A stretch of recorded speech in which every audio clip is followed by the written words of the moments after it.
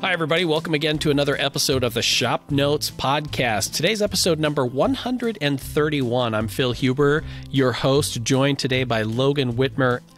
And today on a very special edition of the ShopNotes Podcast, we're in coffee weather where we can finally justify drinking our hot coffee while being in our shops. We'll talk about other fall-themed items on today's episode, and a special thanks to Shaper Tools for sponsoring this episode. They're the makers of the Shaper Origin, the handheld CNC that brings digital precision to the craft of woodworking. You could tackle joinery, hardware installation, and more with speed and precision. Right now, you can try the Origin in your shop for 30 days. Visit shapertools.com to learn more. I'm sitting out here on my deck. It's like, 3 days before October 1st, which is bow opener, and there's 3 does wandering through my backyard.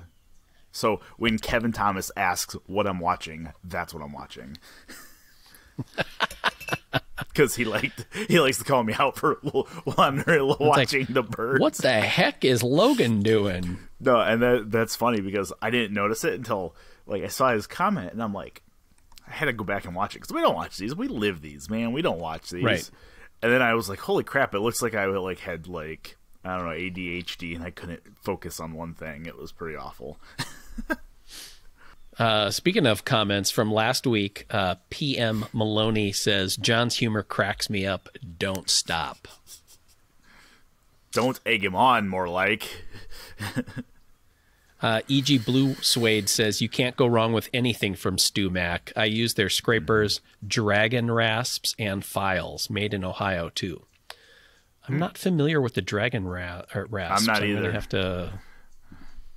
Darn it, I need more to talk about, or need more to get from StewMac. Oh, yeah, so they look like they're a hand-stitched file, kind of like the Aereo or the Karate or... Yeah. Yeah.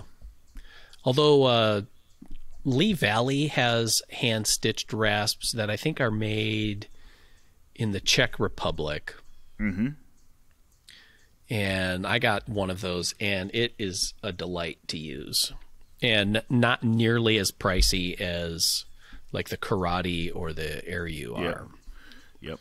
This is interesting because some of their... so most rasps or most files, you have those long kind of parallel sides, and then they gently taper.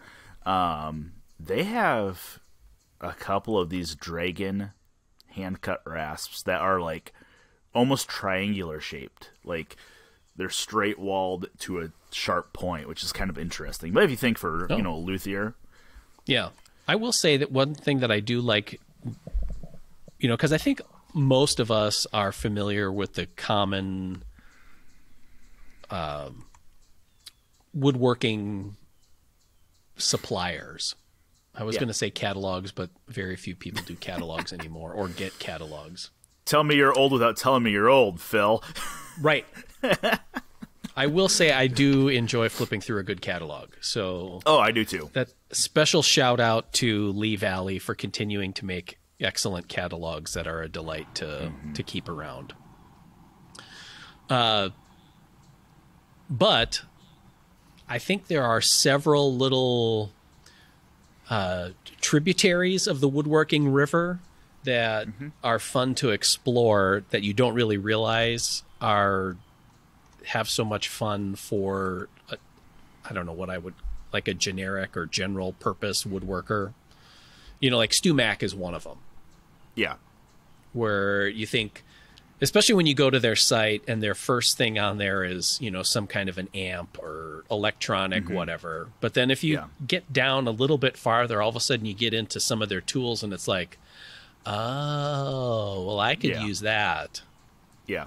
Well, and I feel like it's the same way about not only their tools and their products, but just some of the lutherie tricks and techniques and stuff are fascinating. And it's I would have never thought of that, but I'm not gonna make an acoustic guitar probably anytime I say that. Watch my tangents, but StewMac also has a very good YouTube channel where they have a lot of repair and kind of lutherie type videos, and some of their techniques and stuff. I'm like, that's freaking genius. And I would have never thought to do that. Like, one in particular, there's a gentleman, an older gentleman on there that does a lot of their repair videos and stuff. And he was showing how to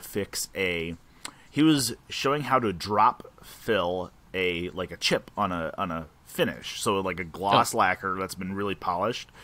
Yeah. That's been chipped. He was showing how to repair that with CA glue, I think. But then he's like, now you have to sand it, and you have to sand it so it's perfectly flat with the surrounding surface. So his sanding technique involved like strips of sandpaper, and instead of using his fingertip or something to go back and forth, he would put pressure down and then pull the strip from under his finger. So it was just like direct down pressure over. I was like, that's genius. Like, because then you're only sanding the area where you're putting your finger pressure.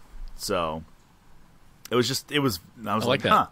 Yeah, I was like, that's kind of cool. So one area that I think where I started with other than some of the hand tools with Stu Mac was, in lutherie, there's a lot of very fine details or marquetry or inlay or whatever. So they have quite a few tools for doing that, and accessories for like Dremels or small rotary tools where even a palm router is too big to do some of that. So they have like a little plunge base and auxiliary bases and techniques and bits and all that kind of stuff for getting more from your Dremel tool, which is kind of cool. Yeah, they even have one for the Fordham rotary tool. So instead of having the big, big cucumber-sized Dremel, you have the little flex shaft, and then you have the shaft coming off. I was like, these are super cool. Like, I don't have any use for them currently, but they're cool. So,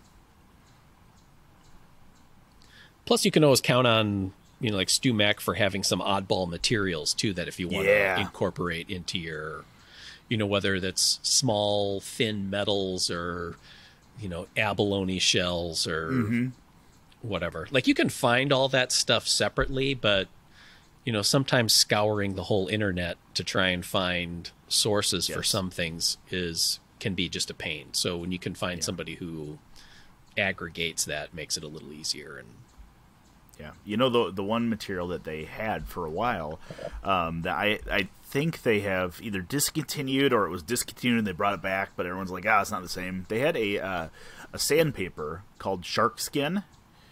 Okay. And supposedly it was like fantastic. It was basically like, from my understanding, it was basically like a stiff cloth where you could like fold it, crunch it up and stuff, and it wouldn't crease. People were using it for like the inside, swooped cuts on the sides of violins and stuff like that. Just as a really, really nice, formable sandpaper. I don't know if they still have it or not. I guess I'm on Stu Mac, I could see. But it had really good reviews. And I think it was discontinued. They brought it back. Actually, it's coming back to me. I think Sandvik was the original company that produced it. Oh, really? Okay. Yeah. So, nope. I'm completely off base here. the shark skin abrasive. I must be thinking of something else. The shark skin abrasive is more like a very, very thin file. Almost like a rasp meets sandpaper. It is flexible, but this is not the cloth stuff I was thinking of. But shark skin is indeed the stuff that I heard a lot about. Okay. So I'd like to know from anybody who's listening if they have any other woodworking adjacent places where you find both inspiration and possibly some tools or accessories that help out with your woodworking. So just share the love, man. Share the love. Mm-hmm. Yeah, woodworking stuff in oddball places. So I'm wrapping up. I have it next to me. I'll put a photo of it on the show notes page of a carved sign that I'm working on for a gift and did all the carving on it. And so that's my second carved sign now, and it's kind of fun. Not going into the business of making pub signs or anything, but I think what I like about it, and this goes back to some of my other carving that I've been doing, is that it, for me anyway, there's like this happy balance of it's not, and no offense to people who do this, but this is how I'm placing it. It's not the like gnomes and Santas on one end of super folky kind of things, and it's not acanthus leaves. Yes. Where it's highly ornamented, rigidly shaped or whatever. This is a little bit, it's still free form, but for me it ends up being in a real accessible kind of way. Because if you look closely at both of the signs that I've done, there's some tear out in there, and you know, if I had twice as many carving tools, I could make transitions different or whatever. But yeah, I think some of the people that I've been inspired by in the carving world, and that's got me inspired, is they have and show how to get cool looks without saying you need 3 dozen carving tools. Yeah. You know, at $60 a pop. So, so anyway, yeah, I thought that was one of the more interesting things that when so I've done a couple of classes at the oh my god, why am I brain farting? Indianapolis. Mark Adams. Mark Adams, thank you. Holy crap, I haven't had enough coffee this morning. I've done a couple classes at Mark Adams, one of which was a 18th century carving class, which was very much like the shells, the acanthus leaves, the flowers and stuff like that. And that was with Al Breed, phenomenal craftsman. Absolutely, I mean, just the guy lives he lives in 2450. Well, I take that back. He lives in 1450 because right. He specializes in like period furniture, but he sent out this big list of like, here's the tools I need you to bring for this class. And there's like 36 tools on that. And I'm like, those are $50 a piece. Like that's almost $1,000 in carving tools. Now, I have spent a lot of money on hand tools, but I'm like, that's a lot for a tool that I don't use very often. So, long story short, I ended up using Mark Adams' set that he had there. But yeah, you start getting into carving, and there are a lot of different sizes of a lot of different sweeps. A full set of carving chisels, like for you to have every sweep and every size of that sweep is like several thousands of dollars. And that's why, that's kind of why I've started piecemealing a set together of vintage stuff. Right. So I like the idea of, 6 tools. What can you get done with 6 tools? And there are people that, I have a flex cut set of gouges. Like there are companies that put together that kind of basic set that works pretty well for most things. Are you going to be able to get that perfect acanthus leaf end off of this sweep gouge? Probably not. But is it good enough? Yeah. Yeah. So the signs you've been doing, you've carved those like 100%, correct? Yes. With hand tools. If you were going to go for efficiency, would you hog away more waste with a router? The first sign that I did, that Blackbird sign, I had originally thought about doing that because the ones that we did for the magazine, that's how Steve removed a lot of waste. Is he had the pattern on there and then just went at it with a plunge router and a straight bit, series of straight bits to just blow away the material. And honestly, again, because I'm not trying to make money off these, I would not. To me, it just wasn't worth the hassle of trying to maintain flat spots for support for the router as you go around. Yep. Or being so concerned, that I have to kind of like work in, down to my final depth and then kind of concentric circles out and wider. So you do have that router support. Plus knowing that was just going to be a blizzard of chips and crap all over the place. So it's almost something you need to do like outside where you can blow it away. Yes. Oh yeah.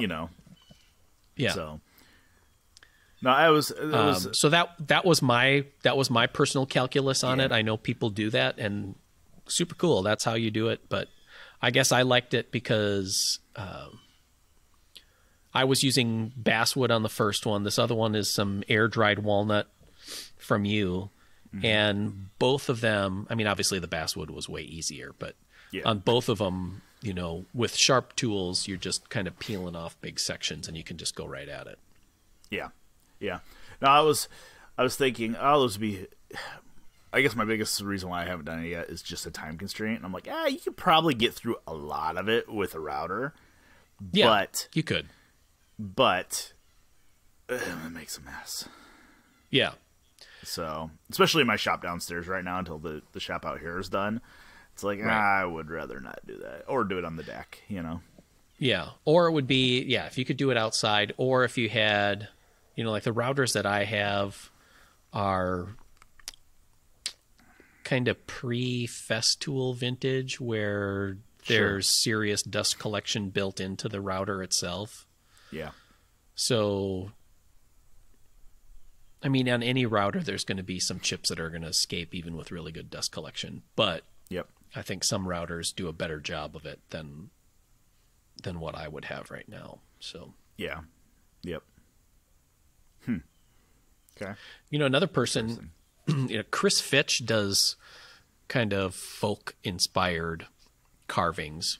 And one thing that was kind of fun in watching him do some of the things that he does for carving and talking to him about it is, which I think is kind of a hallmark of Chris in general, is that he never really gets prescriptive on something. Yeah. Where it's like, hey, what tools do you have? Thinking like he's going to recommend, well, you need the blah, blah, blah, this and the whatever. He goes, well, mainly what you do is you just kind of use the tools that you have. And then if you're looking for this kind of thing, then you need something that's wide and has a significant curvature to it, something narrow with a significant curvature to it, and then maybe two that are not as curved. Yeah. And it's like, oh, so instead of getting into, you need a number 7 sweep that's 31 millimeters wide and blah, blah, blah. Yeah. Yeah. So that's kind of cool. Yeah. One of the appeals, I think you're right on you hit the nail on the head with doing those signs is a little bit, so the type of carving that Chris does. Now we both know Chris. So anything Chris does is pretty much perfect. But like that type of carving or like the little gnome or Santa carving, the charm and the appeal of that to me is that it doesn't have to be perfect. There is no perfection on those. You know what I mean? Like, right. Oh yeah.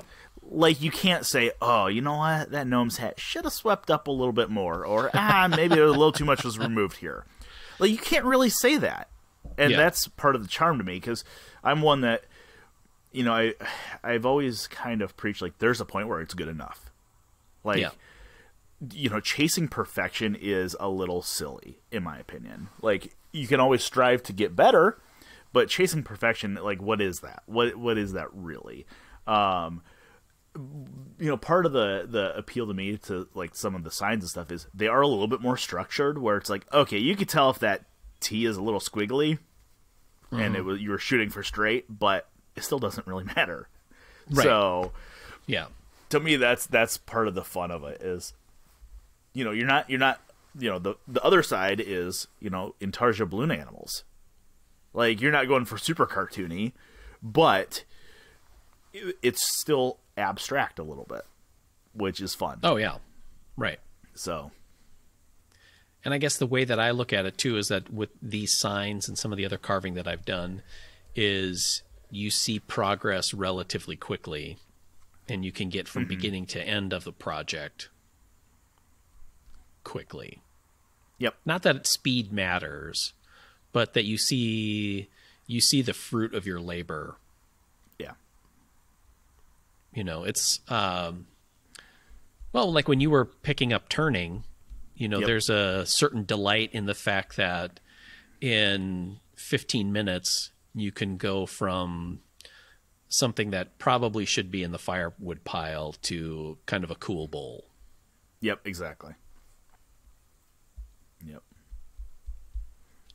Because I'm just not, I don't have my personality on some things is not to spend multiple 100 hours on a given project.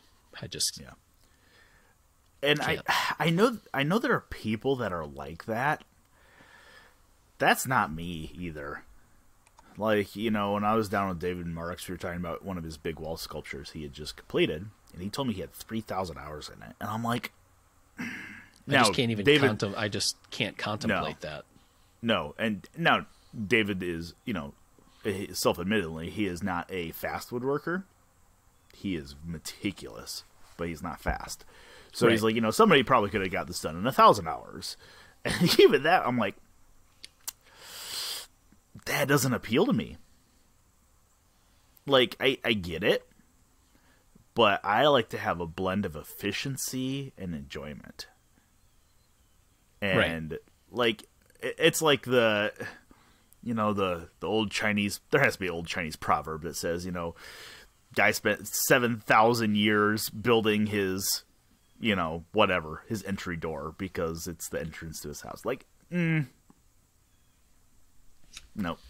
Yep. Not dedicating my life to one project. So.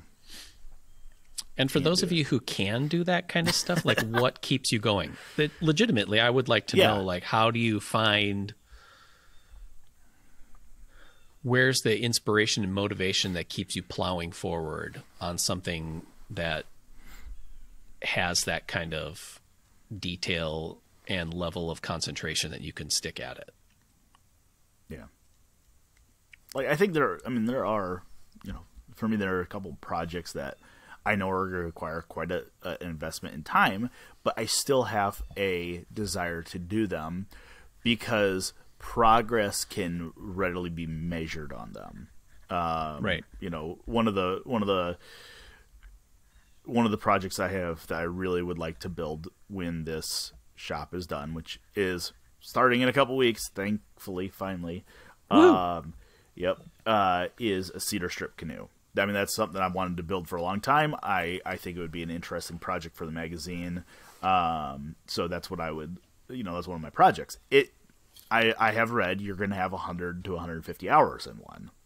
Okay, that's not that big. I mean, it's a lot, but you can readily I can visualize measure 150 hours. Yeah, and it's you can measure that progress visually. Like every day, you see it's something different. So it's like, hey, you got the strong back set up. Now the next day you worked on, you know, these 13 rows of strips. The next day you did 13 more. So you can see, you know, every day a snapshot of the project. You can see it evolve. Where you're working on a little meticulous project or even a big meticulous project, the progress is slow. So, special shout out to Shaper Tools. They make that Shaper Origin, the handheld CNC that lets you do all kinds of cool stuff with your woodworking, whether it's joinery and construction or hardware installation or inlay and marquetry, all that kind of stuff. You can check out their site, shapertools.com, to learn more. Yeah. So, Phil, now that obviously people watching on YouTube see I'm sitting outside in a in a fall jacket. It is chilly out. It is 45 degrees.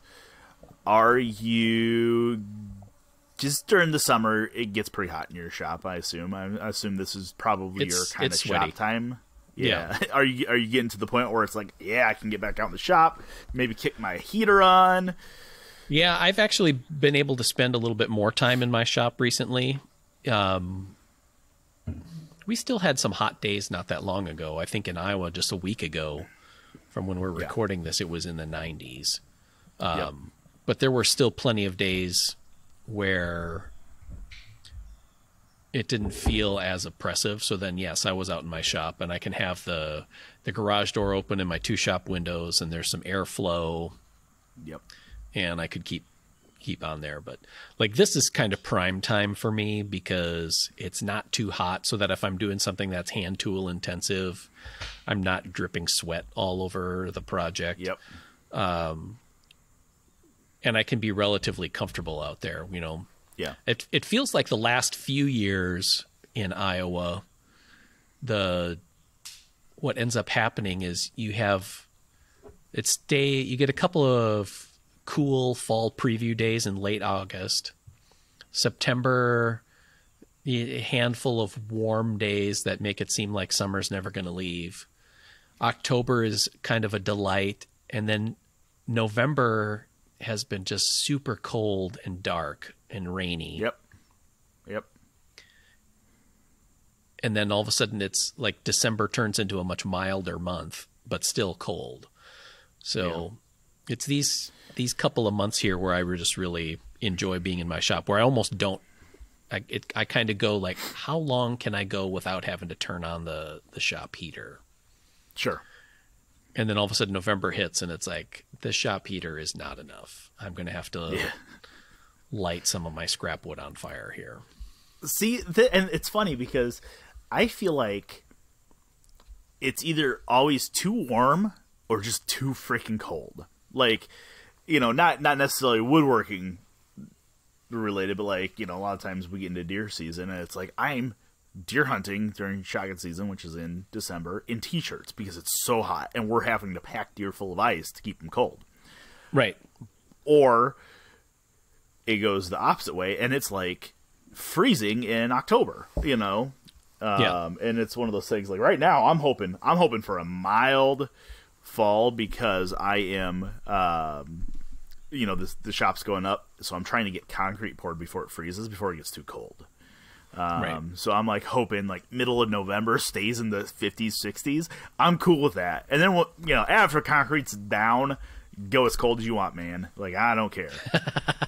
So, but yeah, I'm actually, it's funny because, you know, one of our listeners, Nelson, he's came down and got some lumber for me. That's where I got my Uni pizza oven. Nelson works in HVAC and he keeps, you know, I know he listens to our podcast. And he was telling me a couple months ago, like, hey, if, you know, as you're starting to play in the shop, plan on radiant heat. He's like, just do it. Suck it up. Don't be a baby. Just do it. And I keep thinking, oh, I mean, the shop's already going to be expensive. However, I have found a company that you could buy like a DIY in floor radiant heat kit fairly inexpensively. Yeah. So I guess the bigger thing right now is for me is like, you know, as we start to get cool like this, it's like, I really would like to have a warm concrete floor. Like, I really would like that. I get that, but my issue is, and I don't know what, maybe it's probably the pessimist in me that's like, if you do radiant heat, then any problems are buried in concrete. Yeah. Because my parents were looking at a house several years ago, and it was a house that was built in the 60s, early radiant heat, where they used, I don't know, lead or whatever they did back then, and there were leaks in it. So now you have leaky radiant in the concrete, and to fix it is like taking a smart bomb to your house. Yeah. And I think we've gotten away from, I'm not going to pretend to be an HVAC expert by any means. I think we've gotten away from like that type of thing with the PEX because there's no seams in it and it's plastic PEX.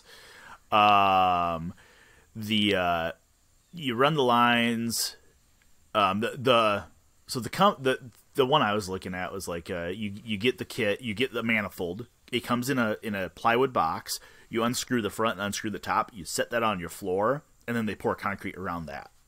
which Okay. so it's like a self-contained manifold unit. Sure. And you run the PEX, and then they give you it comes pre-installed with a pressure testing kit on it. So what you do is after everything's hooked up, you put pressure in it, and you let it sit for, I don't remember, 6 or 12 hours. Make sure the pressure hasn't dropped at all, and then you reduce the pressure by half when they're pouring concrete. And the idea is that if any leaks actually are happening, or if the concrete guys puncture a PEX line, PEX is pretty strong. I don't know that you're going to puncture a PEX line. Yeah. But the thought is that the air pressure in the lines is going to bubble the concrete, so you'll see where there's issues. So I think once it's in, I don't know that you're going to have problems with the lines in the concrete. Maybe you will. I don't know. I'll have to look at that. Yeah. But it's like either you do it now or you don't do it. Right. And that's the thing that I'm thinking. And it would sure be nice not to have. I mean, I am going to do mini splits for air conditioning and supplemental heat, but a lot of the mini splits have a minimum operating temperature for heat because they're a heat pump. Right. You know, they'll only work down to 30 degrees, or they'll only work down to 0 degrees, or whatever the rating is. And we get those negative 15 degree days. So, you know, some additional supplemental heat. Now, I do really want I like the ambience of having a wood burner in there. So maybe I do that too. I don't know. Yeah. But I just kind of that can come down the road. That doesn't need done right now while the building's being built. Sure. Like radiant heat would. And I have decided there's no way I'm going to put radiant heat in the entire thing. Like the storage area, right. Like, yeah, it'd be nice to be able to like back everything out of there and let my kids ride bikes in it in the middle of winter. They can do that in the winter coats. Right. But they got to grow up at some point. That's right. That's right. I got a diesel turbo heater. They can smell like diesel. They'll be fine. But no, I mean, it would be nice at one point to have a shop that I could have a little wood burning stove in and not feel like I'm going to burn my cars down or something like that. But yeah.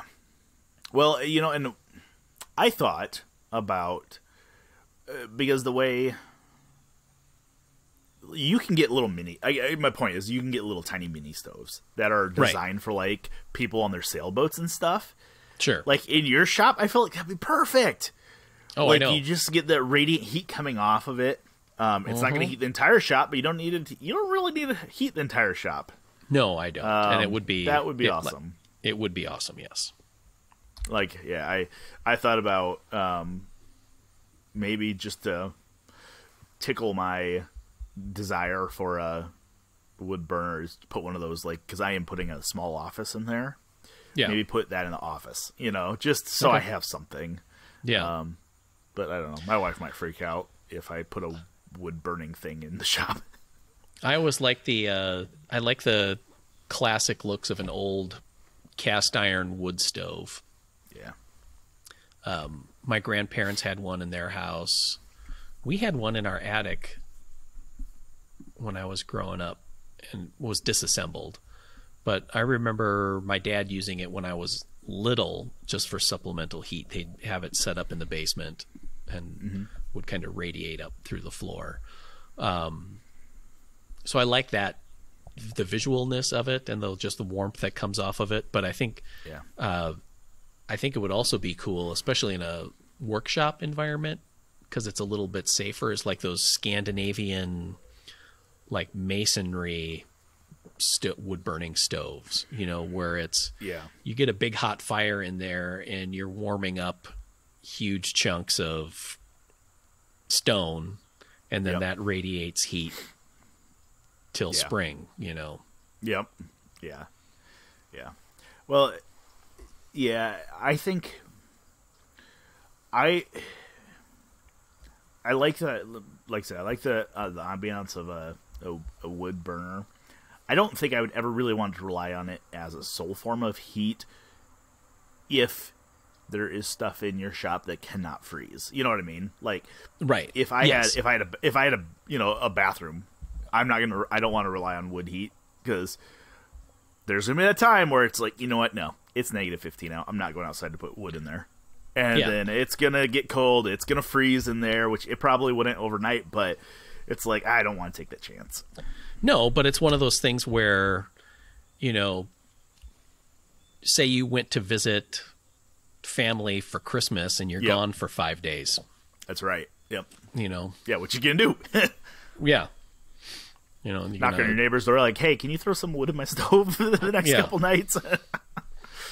So, I don't know. I just like the fact that we're rolling into fall.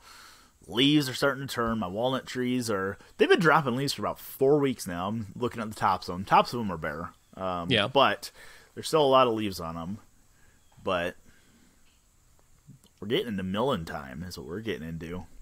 I've noticed around on my morning walks with the dog that it's mostly, I've seen more leaves on the ground, but it's mostly been acorn season. Yeah. Just kind of crunching acorns as you walk along. Yep. And the deer in my neighborhood, even though I live in town, the other night I was walking the dog and saw 6 deer. Mm-hmm. So there's one of the houses in our neighborhood has a couple of apple trees and pear trees. Oh yeah. So there were 3 deer eating those, and then I walked a little bit farther, and then there were another 3 deer that were eating acorns, and yep, it's kind of funny to see. Yeah. Well, I think they know that the swing in daylight, the swing in temperatures. I think they know the 3 deer that jumped up when we started recording the podcast. You could tell that they've transitioned out of their summer coats.